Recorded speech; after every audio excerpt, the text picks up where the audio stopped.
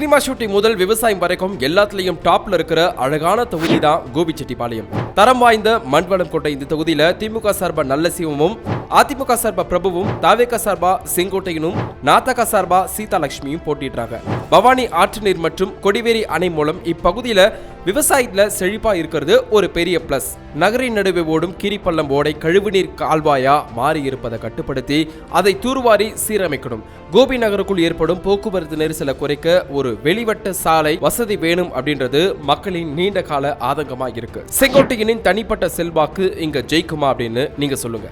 காசியில் பாதி அவினாசின்னு சொல்லப்படுற அளவுக்கு ஆன்மீகத்துல மிக உயர்ந்த இடத்துல இருக்கிற ஊர் தான் இது. வர சட்டமன்ற தேர்தலில் இந்த தொகுதியில திமுக சார்பா கோகிலா மணியும், பாஜக சார்பா எல் முருகனும், தாவேக சார்பா கமலியும், நாதக சார்பா மேனகாவும் போட்டிக்கிட்டாங்க. அவினாசி அத்திக்கடவு திட்டம் நிறைவேற்றப்பட்டது இந்த தொகுதி மக்களோட வாழ்நாள் சாதனை. ஆனா அவினாசி டவுன்ல நிலவர கடுமையான போக்குவரத்து நெரிசல் மற்றும் பின்னலாடை தொழிலாளர்களின் கூலி உயர்வு பிரச்சனை தான் இன்னும் தீராத கோரிக்கையா இருக்கு.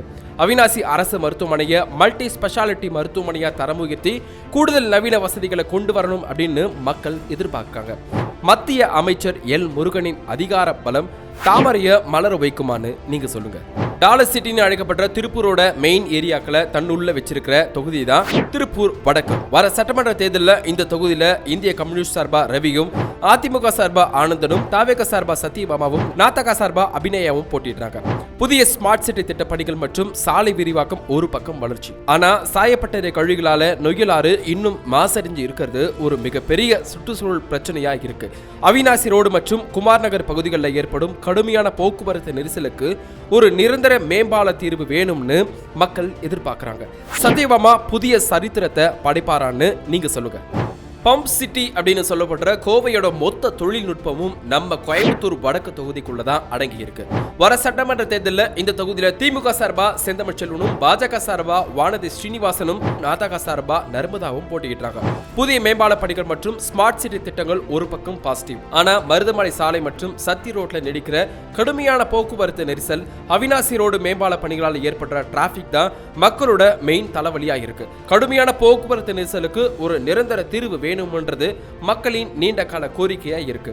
வானதி ஸ்ரீனிவாசனின் ஸ்டார் அந்தஸ்து தாமரைய மலர வைக்குமான்னு நீங்க சொல்லுங்க. பழைய கோவையோட கம்பீரமும் நவீன கோவையோட வேகமும் ஒரு சேர இருக்கிற தொகுதி தான் கோவை தெற்கு. வர சட்டமன்ற தேர்தலில் இந்த தொகுதியில திமுக சார்பா செந்தில் பாலாஜியும், அதிமுக சார்பா அம்மன் கே அர்ஜுனனும், தாவேக சார்பா செந்தில்குமாரும், நாதக சார்பா பேரறிவாளனும் போட்டுக்கிட்டாங்க. மத்திய அரசின் திட்டங்கள் மற்றும் ஸ்மார்ட் சிட்டி பணிகள் ஒரு பக்கம் இருந்தாலும் உக்கடம் மேம்பால பணிகள் முடியறதுல இருக்கிற தாமதம் மற்றும் பழைய நகர்பகுதிகளில் நிலவும் கடுமையான போக்குவரத்து நெரிசல் தான் மக்களோட மெயின் ஆதங்கமா இருக்கு. டிராபிக் நரகத்துக்கு ஒரு முற்றுப்புள்ளி வைக்கணும்னு மக்கள் எதிர்பார்க்கிறாங்க. நீங்க சொல்லுங்க, இந்த தொகுதியில செந்தில் பாலாஜி ஜெயிப்பாரான்னு. உலகமே வியந்து பார்க்கிற அந்த 112 அடி ஆதியோகி சிலையும் வெள்ளியங்கிரி மலையோட தெய்வீகமும் நிறைஞ்ச பூமி தான் தொண்டாமுத்தூர். வர சட்டமன்ற தேர்தலில் இந்த தொகுதியில திமுக சார்பா கார்த்திகேயனும், அதிமுக சார்பா எஸ்பி வேலுமணியும், தாவேக சார்பா சதீஷ்ராஜும், நாதக சார்பா ரஜ்பு நிஷாவும் போட்டியிடுறாங்க. எஸ்பி வேலுமணி அமைச்சராக இருந்தபோது கொண்டு வரப்பட்ட உயர்மட்ட மேம்பாலங்கள் மற்றும் 4 வழிச்சாலை பணிகள் தொகுதிக்கு ஒரு நவீன முகத்தை கொடுத்திருக்கு.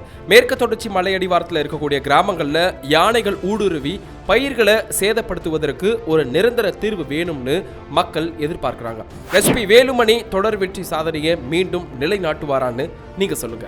பொள்ளாச்சினாலே நம்ம கண்ணு முன்னாடி வர்றது அந்த பச்சை பசேல்னு இருக்கிற தென்னந்தோப்புகளும் இளநீரோட இனிப்பும் தான். வர சட்டமன்ற தேர்தலில் இந்த தொகுதியில திமுக சார்பா நித்யானந்தனும், அதிமுக சார்பா ஜெயராமனும், தாவேக சார்பா ராம்நாதனும், நாதக சார்பா செந்திலும் போட்டிடுறாங்க.